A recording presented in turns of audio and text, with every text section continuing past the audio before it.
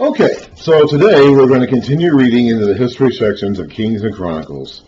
And we're going to be reading down through the reign, if you want to call it that, of Athaliah, the usurper queen of Judah. There's only going to be a few chapters in today's reading. This section of history can be very confusing because there's a lot of overlap between the royal families of Israel and Judah since they intermarried with each other during this time. And several of these kings are going to have the same names as each other. So to help keep straight what we're talking about, I'm going to back up. We're going to start in 2 Kings here, chapter 8. We're going to back up and start reading from verse 16, okay? Because there's, like I said, this section is going to be somewhat confusing, and we need to make sure we know who is who and what's going on during this time. Because the royal families are marrying within themselves and overlapping, and a lot of the kings are going to have the same names as each other. And then there's going to be an assassination plot and a coup going on. God appointed, by the way. God has appointed someone to do this. And so it's in order to keep track of what's going on and who is who and what is happening and why. We're going to back up here into 2 Kings chapter 8, starting in verse 16. In the 5th year of Jehoram, son of Ahab, king of Israel. Okay, so remember, going back to the beginning of 2 Kings, Ahab had 2 sons who ended up being king of Israel. Ahab died at the end of 1 Kings. Then he had a son called Ahaziah, who we saw get crowned at the end of 1 Kings and the beginning of 2 Kings. And he only reigned for a couple of years before he died, as we read about in 2 Kings chapter 1. He was he, like his father, Ahaziah, like Ahab, had a confrontation with Elijah. Elijah essentially pronounced death on him, and he died. He didn't have any sons. So his brother, another son of Ahab, became king, and that was a guy named Jehoram. We're going to be calling him Joram in this English text, but his name, I don't know how to pronounce it. His name and the name of the upcoming king of Judah are the same name in Hebrew. In our English Bibles, we call the Israeli king, the northern king, Joram, and the southern king, Jehoram. But it's the same name, 2 different guys. One is the king of Israel, and one will be a king of Judah. So this is the 5th year of Joram, son of Ahab, king of Israel. So the second son of Ahab become king, took the throne after his brother died. When Jehoshaphat was king of Judah. So we're backing up here, and Jehoshaphat is still around. Jehoram, son of Jehoshaphat, began his reign as king of Judah. Apparently, he and his father Jehoshaphat had a co-regency for a period of time. I don't know how long. I haven't checked the dates. I don't have a chart of the dates in front of me right offhand. I'll probably have it written in when I upload this video 8 months from now, or whenever I finally get around to it. I'll have a chart with the kings and all that, and I'll have that in the text description of the video. right on hand, I don't have access to the chart with the dates on it. But apparently, Jehoram, son of Jehoshaphat, became king of Judah while Jehoshaphat was still alive. This seems to be a reference to a co-regency situation. We haven't had the text call out co-regencies very often. They may have been happening. They have been happening.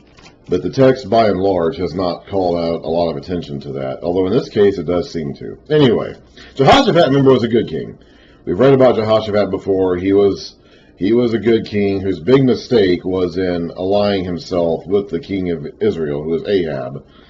Apparently, he married into the family. Like he tried to, I think, in his mind, he was trying to unite Israel again into one kingdom by marrying into and having, the northern kings, the northern royal family, and having them marry into his. I think he was trying to reunify the country by marrying the 2 royal families. Didn't work. I don't know. I don't know that. The text doesn't actually say that. Nowhere in Kings or Chronicles does the text actually say that was his intent. So I don't know that for certain. That's what it seems like to me. That was his big mistake. His alliance, or his continual dealings with the northern kings, Ahab and his sons, were his big mistake. And it's going to be reflected in the legacy of his son, Jehoram, same name as the guy who's currently king of Israel, because this guy's going to be a bad king because of those northern kings' influence. So, son of Jehoshaphat, Jehoram, was 32 years old when he became king, and he reigned in Jerusalem 8 years. He walked in the ways of the kings of Israel, as the house of Ahab had done, for he married a daughter of Ahab. We're going to get her name later. Her name is Athaliah. She's the daughter of Ahab and Jezebel.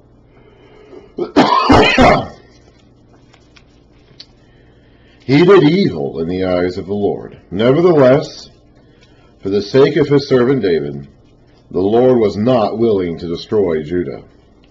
He had promised to maintain a lamp for David and his descendants forever.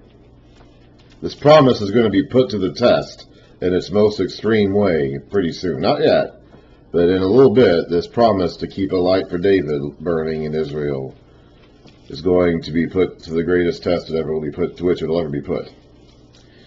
In the time of Jehoram, Edom rebelled. This is the southern king, Jehoram. Edom rebelled against Judah and set up its own king. I read about how Jehoshaphat subdued them and was ruling over them during his day, but the Edom rebels now that Jehoshaphat is gone. So Jehoram went to Zair with all his chariots. The Edomites surrounded him and his chariot commanders, but he rose up and broke through by night. His army, however, fled back home. To this day, or whenever this person wrote this down, Edom has been in rebellion against Judah. Libnah also rebelled at the same time. As for the other events of Jehoram's reign and all he did, are they not written in the book of the annals of the kings of Judah? Jehoram rested with his fathers, and was buried with them in the city of David. And Ahaziah his son succeeded him as king. Let's read about Jehoram in the Chronicles account, shall we?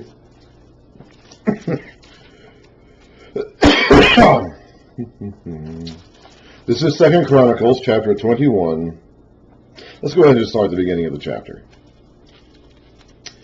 Then Jehoshaphat rested with his fathers, and was buried with them in the city of David.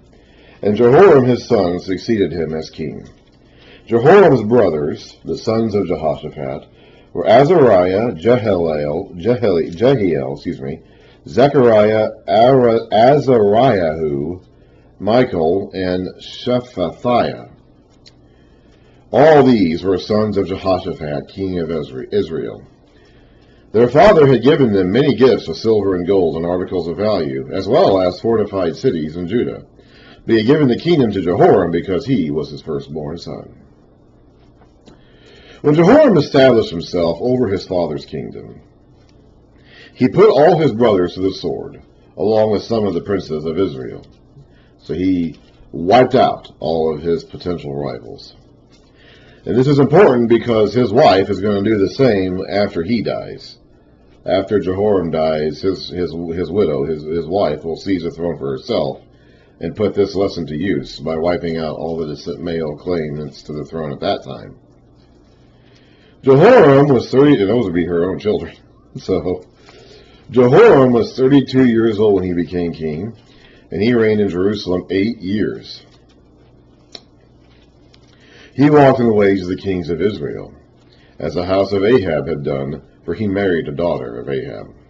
He did evil in the eyes of the Lord. Nevertheless, because of the covenant the Lord had made with David, the Lord was not willing to destroy the house of David. He had promised to maintain a lamp for him and for his descendants forever.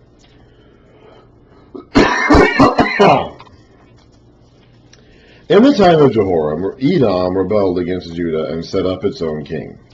So Jehoram went there with his officers and all his chariots. The Edomites surrounded him and his chariot commanders, but he rose up and broke through by night. To this day, Edom has been in rebellion against Judah. Libnah revolted at the same time, because Jehoram had forsaken the Lord, the God of his fathers. He had also built high places in the hills of Judah, and had caused the people of Jerusalem to prostitute themselves, and had led Judah astray. Jehoram received a letter from Elijah the prophet, which, and I don't know how Elijah, I'll admit, I don't have a firm enough command of the biblical timeline to tell you like when this would have, because Elijah is still around apparently. This is still Elijah. This is before he went up to heaven, or went up to the clouds. So I don't know exactly how this fits into the timeline. We read earlier about the beginning of 2 Kings, how the events of the first several chapters of 2 Kings are all out of order chronologically. And here we have a letter from Elijah being sent to Jehoram, king of Judah, after the death of Jehoshaphat and Ahab. And I don't know how that would fit into the timeline, but this must have been very near the end of Elijah's earthly ministry. Anyway, Jehoram received a letter from Elijah the prophet, which said, "This is what the Lord, the God of your father David, said." Now, Elijah generally had been a prophet to the northern kingdom. Okay, just about every other thing that Elijah does, or Elisha does, is going to be witnessing to the northern kingdom. They did not deal with the southern kings much. This is just about the only example we have of Elijah and Elisha addressing the southern kings. Elisha spoke with Jehoshaphat. Anyway, right now Elijah is writing a letter to a southern king, which said, "This is what the Lord, the God of your father David, says. You have not walked in the ways of your father Jehoshaphat or of Asa, king of Judah, but you have walked in the ways of the kings of Israel, and you have led Judah and the people of Jerusalem to prostitute themselves, just as the house of Ahab did. You have also murdered your own brothers, members of your father's house, men who were better than you. So now the Lord is about to strike your people, your sons, your wives, and everything that is yours with a heavy blow. You yourself will be very ill with the lingering disease of the bowels, until the disease causes your bowels to come out." The Lord aroused against Jehoram the hostility of the Philistines and of the Arabs who lived near the Cushites, that'd be down in Ethiopia, down south of them. They attacked Judah, invaded it, and carried off all. Normally, most invaders of Israel came to the north. Of course, to do that, they would have to come to the northern kingdom first to get to Judah. But the Philistines and the Cushites lived to the south of Judah, so they could come up from the south and not have to deal with the northern king first. They attacked Judah, invaded it, and carried off all the goods found in the king's palace, together with his sons and wives, well, except for one. One prominent wife is left behind. I guess they didn't want her. Not a son was left to him except Ahaziah, his youngest. After all this, the Lord afflicted Jehoram with an incurable disease of the bowels. In the course of time, at the end of the 2nd year, his bowels, so he had this disease for 2 years, apparently. His bowels came out because of the disease, and he died in great pain. His people made no fire in his honor, as they had for his fathers. Jehoram was 32 years old when he became king, and he reigned in Jerusalem 8 years. He passed away to no one's regret, and was buried in the city of David, but not in the tombs of the kings. The people of Jerusalem made Ahaziah, Jehoram's youngest son, king in his place, since the raiders who came with the Arabs into the camp had killed off all the older sons. So Ahaziah, son of Jehoram, king of Judah, began to reign. Ahaziah was 22 years old when he became king, and he reigned in Jerusalem 1 year. So he didn't reign very long. His mother's name was Athaliah, a granddaughter of Omri. So that's the woman that Jehoram married. She's going to be one of our villains here in the next section. Let's see here. Should I go back to Kings yet? Yeah, let's go. No, let's go ahead and finish Chronicles since I'm here. He too, Ahaziah, walked in the ways of the house of Ahab, for his mother encouraged him in doing wrong. She was the daughter of Ahab. She was the daughter of Ahab and Jezebel, and she learned after all of her mother's wicked ways. So Jezebel herself had been a royal daughter. She had been born she was a daughter of the priest, the king and priest of Phoenicia, okay? And so she was used to living like a princess. She was used to having her way. So when she married Ahab, she just had her way. No doubt Athaliah was the same way.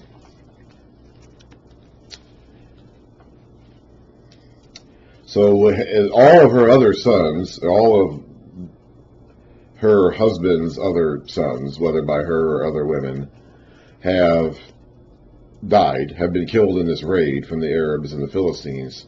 This is the only one left. So she's going to dominate him. And he's only 22 years old. So he's a young man. He's a young man whose brothers are all dead, whose mother is dominant, whose grandmother was dominant, whose grandfather's house was evil, and so he is going to learn from all of that. He's going to be dominated by his mother into doing evil. He did evil in the eyes of the Lord, as the house of Ahab had done. For after his father's death, they became his advisors to his undoing.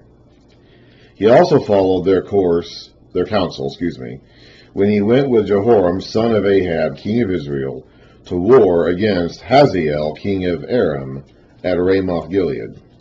The Arameans wounded Joram, so he returned to Jezreel to recover from the wounds they had inflicted on him at Ramoth in his battle with Hazael, king of Aram.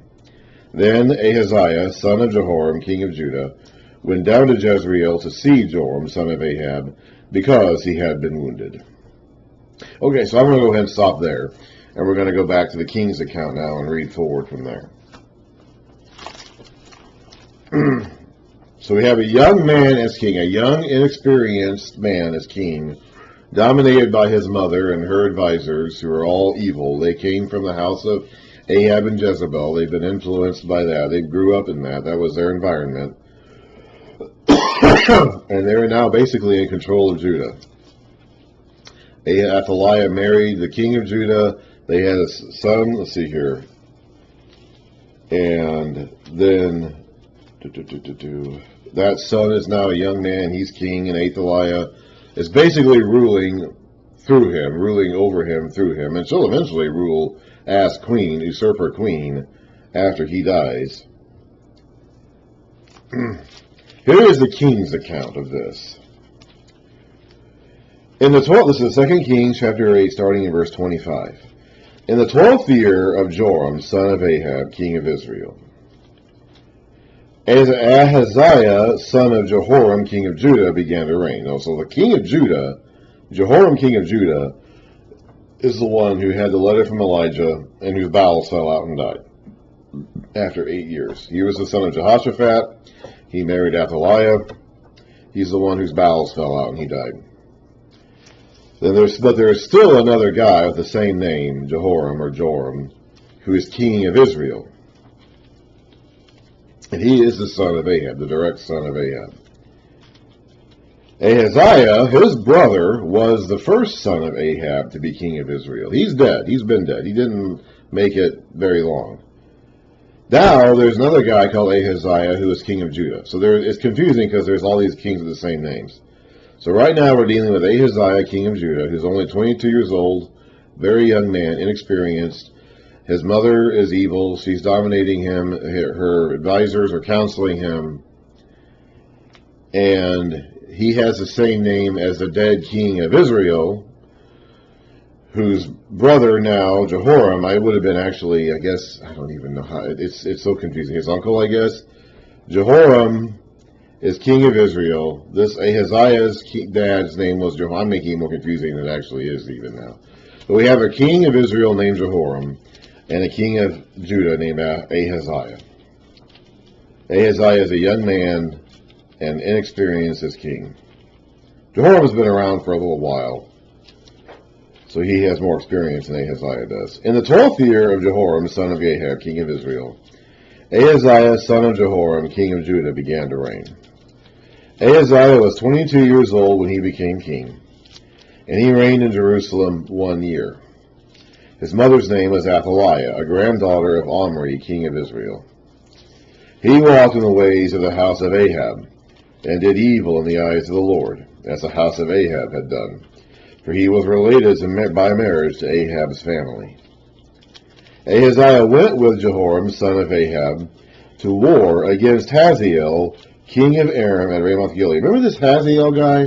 This was the guy that Elisha anointed to become king of Aram, replacing the dude before him who was called Ben-Hadad.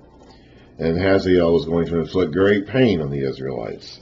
We don't really get a lot of the account of Hazael in these chapters. We read about a war he's conducting against them here. But all the stuff that Elisha was talking to him about in chapter 8, we don't really read a lot about that actually happening. We just have to assume that it was going on. We just don't focus on it very much in these chapters. Let's see here, what was I? Ahaziah went with Jehoram, son of Ahab, to war against Hazael, king of Aram, at Ramoth Gilead. They're still fighting over Ramoth Gilead. This is one of the old sanctuary cities on the east side of Israel, east of the Jordan, and they're still fighting over this Ramoth Gilead. The Arameans wounded Joram, so King Joram returned to Jezreel. That's where they had their summer palace. That was one of their headquarters. To recover from the wounds the Arameans had inflicted on him at Ramoth in his battle with Hazael, king of Aram. Then Ahaziah, son of Jehoram, king of Judah, went down to Jezreel to see Joram, son of Ahab, because he had been wounded. All right, so that's where we've caught up with the account in both Kings and Chronicles. I've already read some of this before in previous videos, but I had to set the stage here to explain so that we have a clear sense of what's going on. The king of Israel is named Jehoram. He's the son of Ahab. The king of Judah is named Ahaziah. He is the grandson of Ahab because his mother is a daughter of Ahab. And so they are together in the same place. Ahaziah is a very young man, 22 years old, 1 year on the throne, very inexperienced, dominated by his mother's family, a vassal to his uncle, I guess, or however their family relations are, who is king of Israel, and went with him to battle at Ramoth Gilead, the same place Ahab wanted to fight for. They've been fighting over this Ramoth Gilead for years now. And the king of Israel, Jehoram, is wounded, and so he went back to Jezreel, which is where they had one of their palaces, one of their retreats. And the king of Judah decided to go along with him. So they're both in the same place at the same time. And that is where we're going to leave off for now.